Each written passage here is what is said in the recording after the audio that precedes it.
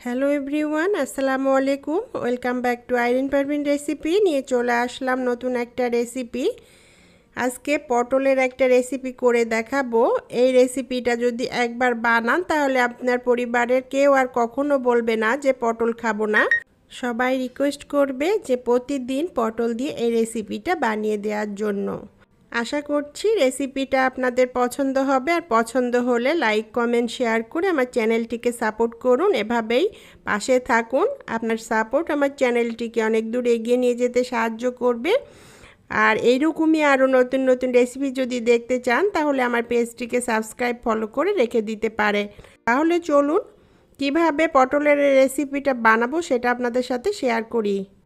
পটলের এই রেসিপিটা করার জন্য আমি এখানে আধা কেজি পটল খোসাটা ছাড়িয়ে ধুয়ে রেডি করে নিয়েছি। আর এইরকম একটা গ্রেটার নিয়ে নিয়েছি, আর গ্রেটারের মোটা সাইডটা দিয়ে আমি পটলগুলোকে গ্রেট করে নিব। আর আপনারা চাইলে পারে কিন্তু পটলগুলোকে বটিতে একদম জিরি জিরি করে কুচিয়ে নিতেও পারেন। তো একইভাবে আমি সবগুলো পটল এইভাবে গ্রেট করে নিয়ে রেডি করে নিব। আর দেখতেই পাচ্ছেন গ্রেট করে নেওয়া পটলের মধ্যে যে পটলের বিচিগুলো আছে সেগুলো আমি বেছে বেছে নিয়ে ফেলে দিব। এর বিচিগুলো থাকলে রেসিপিটা খেতে ভালো লাগবে না। তো আমি সবগুলো পটল এভাবে গ্রেট করে নিয়েছি। আর গ্রেট করার পরে পটলের মধ্যে অনেক পানি জমেছে। তো এই পানিগুলো আমি আস্তে আস্তে হাতের মুঠো নিয়ে চেপে চেপে ঝরিয়ে নিব। আর এভাবে আমি সবগুলো পানি পটল থেকে ঝরিয়ে নিব। আর এই পটলের পানিটাকে আমি ফেলে দিব। তো এভাবে আমি পটলগুলো পানি ঝরিয়ে নিয়ে রেডি করে নিয়ে সাইডে রেখে দিব। এখন আমি একটা বেটার রেডি করে নিব পাতলা করে। এখানে আমি 3 চামচ আটা নিয়ে নিয়েছি। আর এখানে সামান্য একটু গোলমরিচের গুঁড়ো এবং সামান্য একটু লবণ দিলাম। পানি দিয়ে এটাকে ভালোভাবে মিশিয়ে নিয়ে পাতলা একটা বেটার বানিয়ে নিব। নিয়ে এটা সাইডে রেস্টে রেখে দেব। এবার আমি গ্রেট করা পটলগুলো নিয়ে নিয়েছি। আর এখানে আমি 2টা বড় সাইজের আলু সিদ্ধ করে নিয়ে গ্রেট করে নিয়েছি, সেটা এখানে দিয়ে দিলাম। 5-6টা লাল সবুজ কাঁচামরিচ আমি কুচি করে নিয়েছি, সেটা দিয়ে দিলাম। হাফ বাটি পেঁয়াজ কুচি দিয়ে দিলাম। পেঁয়াজটা একদম ছোট ছোট করে আমি চপ করে নিয়েছি। তারপর এখানে আমি নিয়ে নিয়েছি সামান্য একটু গ্রেট করা আদা, গ্রেট করা রসুন এবং ধনে পাতা কুচি, এগুলো আমি দিয়ে দিলাম। এখানে গ্রেট করা আদা রসুনটা সামান্য পরিমাণে দিতে হবে এবং আদা রসুনের পেস্টটা দেওয়া যাবে না, তাহলে পরে টেস্টটা ভালো আসবে না। তারপর আমি এখানে 1 চামচ মরিচের গুঁড়ো দিলাম, হাফ চামচ ধনে গুঁড়ো দিলাম, হাফ চামচ জিরে গুঁড়ো দিলাম, হাফ চামচ চিলি ফ্লেক্স দিয়ে দিলাম, হাফ চামচ গোলমরিচের গুঁড়ো দিলাম, সামান্য একটু চাট মশলা দিলাম, হাফ চামচ লবণ দিলাম।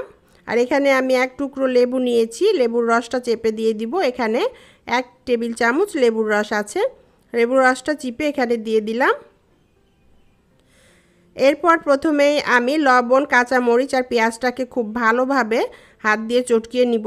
এভাবে মরিচটা আর পেঁয়াজটা কচলিয়ে নিলে পারে মরিচের ঝালটা বের হয়ে যায়। এরপর আস্তে আস্তে একদম আলতো হাতে এটাকে মাখিয়ে নিতে হবে।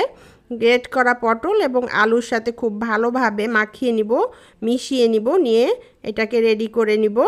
টেস্ট করে দেখলাম লবণটা একটু কম হয়েছে, তো এখানে হাফ চামচের থেকে আর একটু কম এখানে লবণ দিয়ে দিলাম। দেওয়ার পর আবার এটাকে খুব ভালোভাবে মিশিয়ে নিব, নিয়ে এটাকে রেডি করে নিব।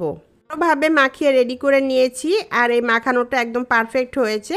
এটা মাখানোর পর যদি দেখেন যে এটা একটু নরম পানি পানি লাগছে, তাহলে এখানে অল্প পরিমাণে ব্রেড ক্রাম্ব, পাউরুটি কিংবা কর্নফ্লাওয়ার, বেসন কিংবা আটা অল্প পরিমাণে অ্যাড করে দিয়ে এটাকে শক্ত করে মেখে নিতে পারেন।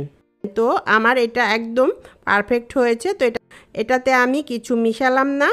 এখন আমি এগুলোকে কাটলেটের শেপ দিয়ে নিব। আপনারা যে কোনো ডিজাইনের শেপ দিতে পারেন। তো আমি গোল গোল করে কাটলেটের শেপ দিয়ে বানিয়ে নিলাম। তো আমি একইভাবে সবগুলো কাটলেট বানিয়ে নিয়ে রেডি করে নিলাম। আর আমি কাটলেটগুলোকে যে ব্যাটারটা বানিয়ে রেখেছিলাম সেই ব্যাটারটার সাথে কোট করে ব্রেড ক্রামে কোট করে নিব। আপনারা চাইলে এটা কিন্তু বেসনের ঘন ব্যাটার বানিয়ে নিয়েও সেটাতে কোট করে ভেজে নিতে পারেন। তো আমি এটা ব্রেড ক্রামে কোট করব, সেই জন্য ব্রেড ক্রামে কোট করে নিয়ে রেডি করে নিব। আর আপনি চাইলে এখানে ব্যাটারের জায়গায় কিন্তু ডিমও নিয়ে নিতে পারেন। প্রিয় বন্ধুরা, যে যেখান থেকেই আমার রেসিপিটি দেখছেন, আমার পেজে যেসব বন্ধুরা নতুন আছেন সেই সব বন্ধুদের রিকোয়েস্ট করব, ইউটিউব থেকে দেখলে একটা সাবস্ক্রাইব করে দিবেন, ফেসবুক থেকে দেখলে একটা ফলো দিয়ে দিবেন। যেসব বন্ধুরা আগে থেকে সাবস্ক্রাইব ফলো দিয়ে রেখেছেন তাদেরকে অসংখ্য ধন্যবাদ, অনেক অনেক ভালোবাসা। এভাবে সব সময় সাপোর্ট করবেন, পাশে থাকবেন। আপনাদের সাপোর্ট আমার চ্যানেলটিকে অনেক দূর এগিয়ে নিয়ে যেতে সাহায্য করবে। বেশি বেশি করে শেয়ার করুন ফ্রেন্ডস ফ্যামিলির সাথে, কমেন্টস করে জানান রেসিপিটি আপনার কাছে কেমন লেগেছে। আপনাদের কমেন্টসগুলো পড়তে আমার খুব ভালো লাগে। ভিডিওটি ভালো লাগলে একটা লাইক দিতে ভুলবেন না প্লিজ। তো আমি এভাবে সবগুলো কাটলেট কোট করে নিয়ে রেডি করে নিলাম, আর রেডি করে নিয়ে এটা আমি নর্মাল ফ্রিজে রেখে দিব আধা ঘন্টার জন্য, তাহলে ব্রেড ক্রাম্বগুলো খুব ভালোভাবে সেট হয়ে যায়।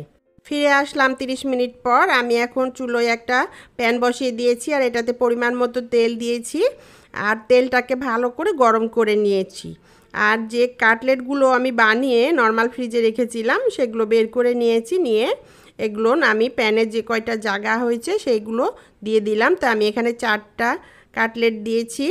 চুলার আঁচ একদম মিডিয়াম টু লো ফ্লেমে রেখে এটাকে এক সাইড সুন্দরভাবে মুচমুচে এবং গোল্ডেন কালার করে ভেজে নিব। তো এক সাইড ভাজা হয়ে গেছে, আমি এখন এগুলোকে উল্টিয়ে দিয়ে অপর পিসটাও ঠিক একই রকম মুচমুচে করে ভেজে নিব। তো দুই পিসটাই সুন্দরভাবে ভাজা হয়ে গেছে বন্ধুরা। এখন আমি এগুলোকে আস্তে আস্তে সব তুলে নিব, নিয়ে সাইডে রেখে দিব। আর একই প্রসেসে আমি বাকি কাটলেটগুলোকেও দুই পিসটা মুচমুচে ক্রিস্পি করে ভেজে নিব। তো বাকিগুলো ভাজা হয়ে গেছে, এগুলোকে উঠিয়ে নিলাম, নিয়ে সব কিছু আমি খাওয়ার টেবিলে পরিবেশন করে দিলাম। দেখুন কতটা লোভনীয় হয়েছে। তো বন্ধুরা, রেডি হয়ে গেল গরম মুচমুচে পটলের কাটলেট।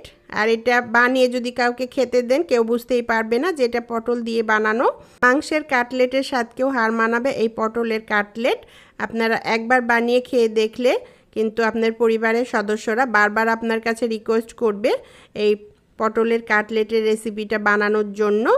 আর মেহমানকে যদি দেন তারা বুঝতেই পারবে না এটা কি দিয়ে বানানো হয়েছে।